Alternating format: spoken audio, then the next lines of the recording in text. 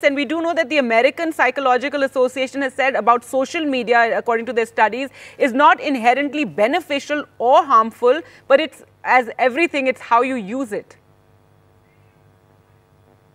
Thank you. I think what is important here to note is that whether it is anecdotal data or at least increasing research which is coming out tells us that the impact on teenagers, adolescents, or kids is much more harmful than it is on adults.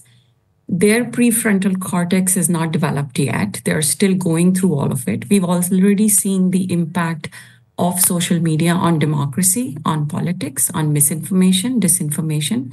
It is very hard for us adults to also keep a control on our usage and to expect that children are going to be able to handle this much more responsibly is us living in a fool's paradise.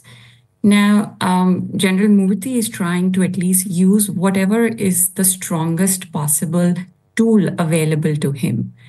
It's not going to obviously work without the Congress passing some legislation, but it is at least the right start. In terms of effectiveness in the United States, when 50 years ago, the labels for tobacco consumption were started, 42.5% Americans were smoking. Today, it is around 11.5%. It does impact. It creates that kind of at least social pressure to understand what it does to all of us. Now, Jonathan Haidt's research does tell us that the inflection point, which is called the rewiring of childhood, started when 2007 smartphone comes. The moment you switch from a flip phone to a smartphone, you have the front-facing camera. You have Instagram. You are constantly now being judged on your appearance, how you show up on social media, and by the peers who are also young people. And we already know that the idea of kindness, the idea of treating other people, all of that is being developed.